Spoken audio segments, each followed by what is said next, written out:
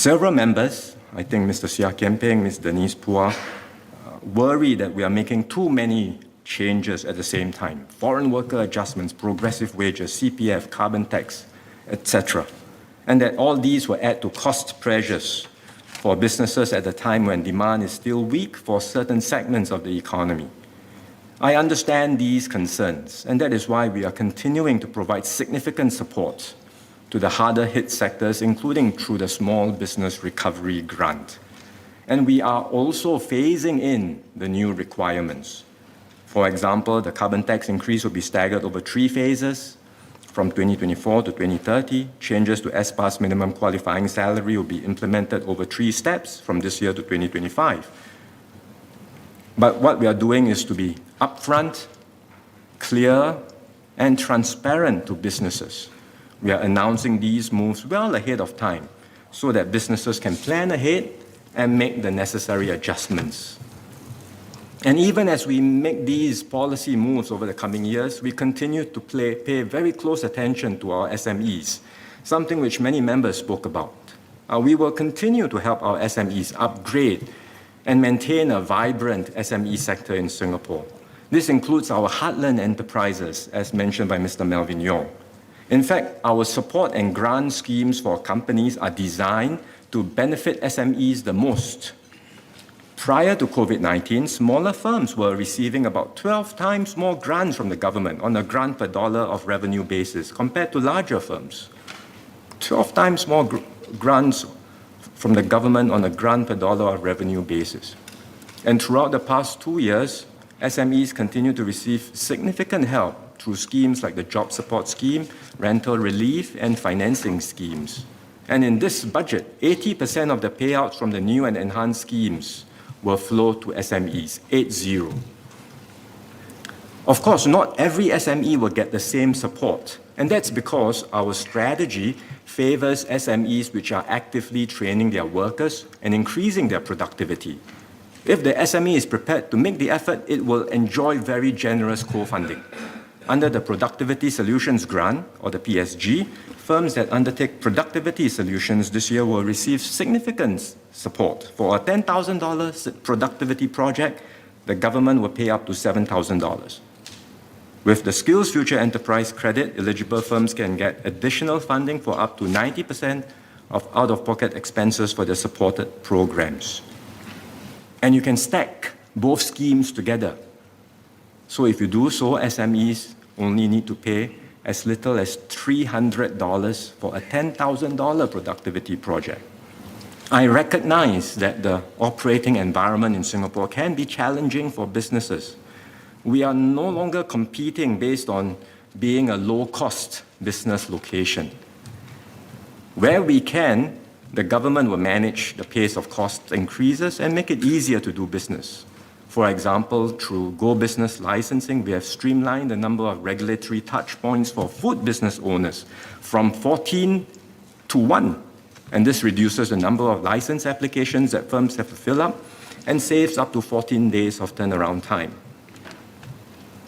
Ms. Janet Ang and Mr. Edward Chia shared concerns from the business community on the availability of manpower. That's a key concern for many businesses, and I fully understand. The current shortage of work permit holders is partly due to our border restrictions. As we progressively open our borders, we are giving priority to bringing back workers that businesses urgently need, especially workers for the construction, marine, and process sectors.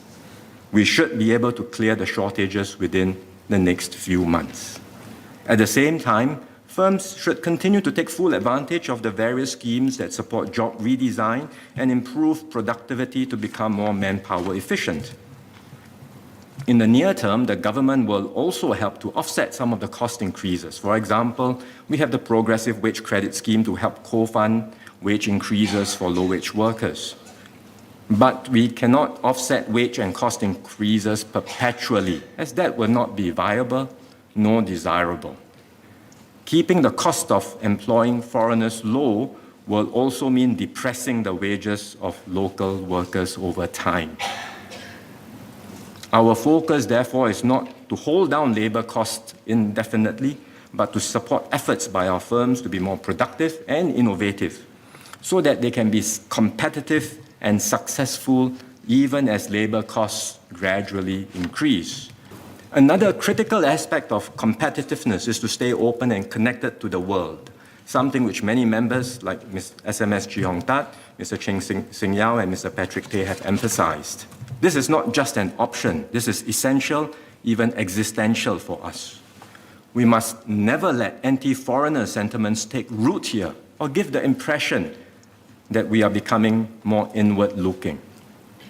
And I caution some in the House who have been shrill on this subject.